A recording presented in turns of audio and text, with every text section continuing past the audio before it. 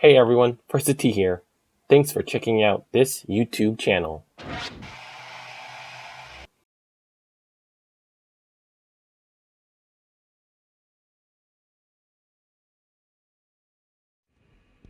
Congratulations, Justin, on winning 2019's BMW Championship. Here's his post-win press conference interview. Okay, we'd like to welcome the 2019 BMW Championship winner, Justin Thomas, into the interview room. Justin, you took control of the tournament yesterday with the 61 and then got the deal done today. If we can get some comments on your 10th PGA Tour victory. Yeah, it's nice. It's felt like a long time since Akron, but no, I played not very well today. I really got it around pretty well. Patrick played unbelievably. He put a lot of heat on me. In the end, I think that could have been good for me. Just it kept me focused. It kept my head down, and yeah, I couldn't get the ball in the fairway, and if I'm not able to do that, then it's hard to have those scoring opportunities, and it was windy, so that made it even worse. And but I stayed patient. I was really nervous going in today. It had been a while, and out on the golf course, it was fun. I remembered that it's really hard to win a golf tournament, and I'm glad that I was able to do so. And before questions, you assumed the top position in the FedEx Cup standings heading into Eastlake. Just get your thoughts on what lies ahead next week. Yeah, that's great. It definitely beats the position I was in at the beginning of this week. I can certainly 1,000% say I've never slept on a Wednesday lead, but I'm definitely excited for that, and I'm just going to go try to win the golf tournament as if everybody starts at zero. All right, let's start with Doug, Karen, and Steve right over on the left side. What's the most nervous you felt today? Was it at the start when you're hitting it sideways, or at 10 when it was down to 2? And secondly, if you could just talk about your shot on 11 and the par putt on 12. I was really nervous before, like kind of as I was leaving my house and driving to the course. It's probably a better time just to kind of put your phone away and not have stuff. It's just, everyone always texts you, and it's just like it. And then I got the locker room guys giving me advice in the locker room of how to finish off a tournament, and I was like, I've done this a couple times, guys, but thank you. So it's honestly, that's what I was saying on the way over here. It's a lot of the outside noise that makes it harder sometimes to stay focused. Quick interjection. Is it because the whole world pretty much already has you written in? Yes, that's 100% what it is. And I had guys tell me congratulations on like 13 today, and on the front 9. It's like this tournament is so far from over. You can get it going sideways and make a lot of bogeys out here pretty quickly, and you can easily make a lot of birdies. And I wasn't as nervous after 10. It was just a bad shot. That was just a bad 3-wood. I hit a great drive. I played the hole previous to that really well. I felt I got a little unlucky on that wedge. It didn't kind of kick on the green like Patrick's did, and have a close one. But I stayed patient, and that birdie on 11 was big, but that par on 12 was bigger. It was a really bad drive, one of my many today, but I felt like that ball easily down there could have been somewhere in the rough where I could have either hit it on the green or around the green. There's a lot of gaps down there, and that's what happens when things aren't going your way. Find a tree, and it kind of tests you a little bit. So, Jimmy said it well. He's like, just chip it out there, and we'll get this thing up and down for par, and we'll be fine. And that putt gave me a lot of momentum. All right, Karen, and then Steve. In a weird way, was today, can you look at it as a dress rehearsal for what it's going to be like going into Thursday with anywhere from a 2 to 10 stroke lead? Maybe there will be people who think, of course, you should win. So you learned something today that can help you manage that. Not necessarily. I'd see what you're saying a little bit, but I think I just thought of this right now, but it's going to be kind of similar to Q School. When I played, it was 6 rounds. I'll never forget, I shot 67 the first round, and I was in like 5th, and I was like, what? I have 5 rounds left. It's like I didn't know what to think. I didn't know what to do, and I just remember thinking, like, this is so bizarre. How am I supposed to keep this up for 5, or what's going to happen over 5 rounds in 5 days is so long. So I guess you can somewhat compare it to that, but no, I like that golf course. I just really need to start driving it better to play it well, but no, I'm just going to, I know if I shoot a lower score than everybody over 72 holes, then I'll be fine. All right, let's get Steve and Teddy right here. Is it more rewarding to win the way you did today than if you had won by 12? Probably, especially since it's been a while. I think, it's easy to it's always easy when things are going well, but when your back's up against the wall or when you get pressured or put a little heat on you, I think how you respond is sometimes a little bit better or shows a little bit more. So for me today, I felt, because Patrick, it's not like he got off to a hot start. I mean, all of us in our group, it was tough with that wind early, and we were just kind of all moseying around through 6-7 holes, and then Patrick just caught fire, and I couldn't really get anything going. And so from 11 on, I really played some quality golf and hit a lot of really great golf shots and great putts. So it definitely is a positive there. Oh, What were the keys for you to remain patient? What are there things you do, or I just kept telling myself that I was beating everybody by 6 through 3 rounds, and with a very mediocre Friday. I mean, I was like, I'm playing at this moment. I mean, I felt that I was playing better than everybody else, and I felt that I was good enough. I was going to be just fine. You're going to have bogeys. You know, Patrick made a lot of birdies that first however many holes, and it's hard to maintain that. And I just, I told myself that I've had this happen before. I mean, with Hideki and at Maui, I think I had a 6 or 5 shot lead with 5 to go, and all of a sudden I was tied with 3 holes left. So I had literally gone through that exact thing pretty much. And it's just like when you think of it like how it went today, it's hard. But if you would have told me, or anybody in this field at the beginning of the week, hey, you have a 2-shot lead standing on 11T on Sunday, you'd be like, hell yeah, tell me where to sign right now. I don't need to tell you that I had a 6-shot lead to start the day. If I have a 2-shot lead with 8 holes left, I feel pretty confident that I can hold it off. all right, let's go to Teddy and then Dave over here. Got to ask, what was the advice given to you in the locker room? Talk to my caddy a lot. I'm dead serious. He said, stay relaxed. Talk to your caddy a lot. Just make sure you keep talking. I was like, okay, as long as you stop talking, that's fine with me. All right, let's go to Dave. Yeah, I know we're talking about key moments, but perhaps 12 leads in the 13 where you topped him with a birdie. How big was that?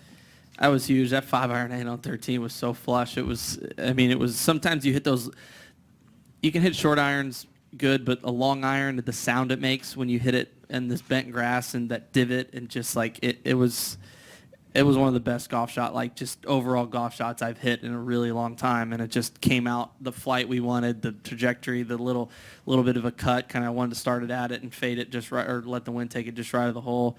My adrenaline was pumping. I mean, it was like 238 or something, and I hit 5-iron, and I mean, almost got the hole high. Obviously, it's downwind, but exactly. Especially, I mean, Patrick. That's what I just was like, dude. This give me a little breather here. But that's how he is, and he's a competitor, and I'm definitely glad, especially when it comes to the Cup teams, to have him on our side. All right, over here, Steve, and then we'll go to Brendan. Yeah, just a two-part question on I guess the new scoring format for next week. When was the last time that you got strokes going into a round in your life? I couldn't tell you. I don't know if even when you were a kid. Yeah, I anybody couldn't gave tell you, to be gave honest. Strokes. And what do you feel? What did you feel about the new format when you first heard about it? And does it change? And does it alter anything at all now that you're atop it? I've led with the same phrase and statement every single time I've been asked about it. If I'm holding the trophy at the end of the week, I love it. I don't, it's going to be different. I think it has the potential to be extremely dense, very intense leaderboard come Sunday, but obviously with the separation, you have the potential of who knows, it could be a 2-man show or a 1-man show or a 3-man show, whatever, but I know that I'm in a lot better position starting at 10 under than I was at 3 or something like I probably was at the start of the week, or 4, but no, I'm going to try not to look at the leaderboards for the first couple of days and just try to shoot as low as I can, 18 holes. All right, Brendan on the aisle. You keep saying that it's been a while, or feels like it's been a while since you won. Like a lot of other guys, you were at other times anointed as the best player, right? And I just wonder if you could kind of describe what the level of parity is like right now at the top of the game, and just how hard it is to win, the bigger events with these guys. It's extremely difficult. I think that the greatest example is just the world ranking. Obviously, 17 was a great year for me, but I mean, I won 3 times last year. One of them being a WGC. I've had had a pretty good year this year, and I mean I dropped down to 10th going into this week, and it's just like I just remember being kind of right before I was hurt. I was playing well. I just couldn't. I wasn't putting very well, and I couldn't quite break through to have those top fives and those wins that you really need for the world ranking. And I was getting passed. It's like I'm having top 10s or I'm having top 15s in big events, and I'm getting passed. And that's just when I was like, man, it's you got to win to pass people. That's just how it is. And I tried to stay patient. And I knew it was coming. I just didn't know when. Obviously, was hoping it was going to be sooner rather than later. But yeah, it's the level of golf that is being played by a lot of people right now is pretty tremendous, and it definitely keeps me working hard. So you care about your world ranking? You want to reach number 1? Absolutely. Yeah, I want to be better than everybody else that walks the planet. It's a pretty good feeling. I had it for all of 2 weeks. All right, let's go to Michael. Thank you, John. Tiger paired himself with you in the Bahamas this year. I know he can't play the shots for you, but having that kind of stamp from Tiger, what does that do for you? Just being with them or playing with them? Yeah, it's been good. I've learned a lot from him, like I've learned a lot from other guys. I mean, just kind of watching how he gets his way around a golf course. I think it's most impressive when he's not playing well to watch how he gets it around, because I mean, all the veterans are the same. When they're not hitting it well, they kind of hit it to the proper side. They chip it underneath the hole. And I'm trying to get better at that. It's like I swear every time I'm trying to leave it, under right, I hit it long and left. And it's just I'm trying, but playing with guys like him and talking with guys like him, it's pretty inspiring and definitely learning experience. Let's go to Mike. Would it be fair to say that you had to relearn how to win to a certain degree since it's been a while, or not? No, I knew how to win. I just wasn't getting myself there. I mean, I had a couple chances, but I mean, for the most part, I haven't had a chance in a while. Not really. I've had a couple times where it's like, all right, I'm 5 back, 4 back. I can go shoot a 60, 64 or 5 or 63 or 4, and I can have a chance today. But that's sometimes is the easiest way to win, when you just get in early and everyone just looks at your name up on that leaderboard. It's hard to try and keep the gas pedal down when everyone's chasing you. And that's something I've been very fortunate that I've been successful in the past. But that doesn't mean that I can't get better at it. And the more times I get myself there, the more opportunities I'm going to have to learn from it. I mean, I'm going to be able to learn from something today after I kind of wind down and figure out what we could have done better. But, yeah, it's just hard to win. That's just the fact of the matter. All right, let's go to Steve. How happy are you to get to Maui? I'm extremely, extremely happy. By the way, who won the USAM today? Augustine? Did he? Dang. Not against him. Augustine's a Kentucky boy. Dang. All right. Just thought of that. Yep, Doug.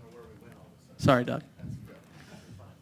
Just out of curiosity, the ruling you were seeking on 10, what was that, and the decision to hit the left-handed shot? I wasn't seeking a ruling. I always like when you have an opportunity to maybe have an official, I was just like saying, what's going on here? What are all my options? Tell me everything. And I had a wire. I knew I could move that, but there was kind of this thing that I didn't know what that was. I mean, there was obviously no chance I could hit it right-handed. There was a bush there. And, I mean, even if I couldn't flip the club over, I could at least hit it with the back of a club and dribble it in the rough. But, I mean, I felt like I could hit that on the green. It wasn't sitting very good. That's why I kind of fatted it. But I just was like, what's going on here? Is this in my way? And then once we could move that, I knew that wasn't in my way. And he said, well, is any of this in your way?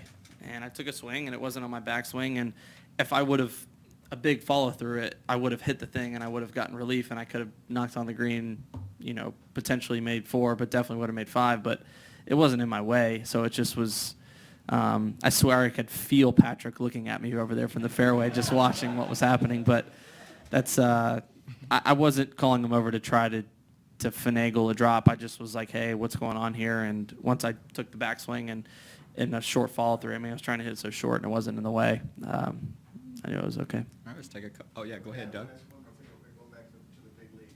What was it, Sony? 7. Mm-hmm. What was the difference between your attitude there and then? And do you think you felt more nervous because it had been a year since you'd won, as opposed to a week? Yeah, that's probably it. No. And it was a lot easier. It was a very similar condition day to Sunday at Riviera. I'll just say that. It was very windy. It was difficult, and I had a 5-shot lead there. I think 4 maybe, but I was like, this tournament's it's far from over. It's a hard enough golf course when it's this windy that you can easily shoot 1 or 2 over, and that just takes one guy to shoot 5 under, and there you go. I don't win. So That was a 36-hole day this Sunday, right? it was, but I still was starting. Starting my last 18. So it's just it's crazy what this game does to your head and the amount of different things that you think about. But I probably just the fact that it had been so long. I mean, I was more nervous before starting that round at Sony, but I obviously had more moments today where I was able to kind of feel it. Is it more a matter of not thinking more about winning and thinking more about don't blow this? Yeah, I think that's exactly what it is. It's hard to not say constantly be like, all right, now it's 4, okay, now it's 3, and I think I got too comfortable after number 7. I think it was at 6 at the time, and I was like, all right, let's just try and see if we can get this thing to 10, and then Patrick really feel like he birdied about every hole after that. So that's I feel like every single time, at least me, I get ahead of myself and I think about what could happen. I either miss the putt, make a bogey, someone makes a birdie. So maybe one of these days I'll learn and stop doing that. All right, let's take a couple more. Karen and then Dave. Justin, this is a follow to what you just said. It almost seemed as if when Patrick pulled within 2, your competitive instincts kicked in, and I'm wondering if perhaps you stopped thinking about Riviera and win, and I don't want to blow this, and you just were in a dogfight, and that's your comfort zone is competing. Yeah, maybe a little bit. I did hit some really quality shots on 6 and 7 and 8, 9, and I hit a great drive on 10. It just was a bad 3-wood. And then, yeah, I don't know. I felt like I played those holes well throughout the week. I have been playing well. I know that when I'm not playing well, I can get it around a golf course pretty well, but I just need to figure out how to do that. And I've been putting well. The greens were a lot slower today with all that rain, and I couldn't get the ball to the hole. I had a couple putts where if I would have hit a little harder, I would have made them. And I wasn't going to let that happen on number 12. I knew I had the read correct, and I just need to focus on the speed, and that's what I did. All right, let's take the last one. Dave? Yeah, this goes back to the Tour Championship and your comment about sleeping on a Wednesday lead or whatever. But and this is a bit of a silly question, I guess, but so much separation between now and Thursday. Will you go there even feeling like you have a lead, or I mean, what do you think you're going to feel with that? I truly have no idea. There's nobody in the history of the sport that has experienced it, so nobody knows. I don't know if it's going to be weird or it's going to be different. I know that, but it's I don't know. There's so many variables and questions I have, and this and that. If I birdie the first hole, what am I at? I don't know. Do I shoot a score? Do I not? Whatever. So, I know that I'm in a lot better position now than I was at the start of the week. So I just have to be grateful and thankful for that. Right. Congratulations once again, Justin. What was your most memorable moment of this year's BMW Championship? Let me know in the comments section below. And please, click on the thumbs up icon if you liked this video. Subscribing to this YouTube channel and sharing the video also helps, and I'll see you in the next First to Tee video.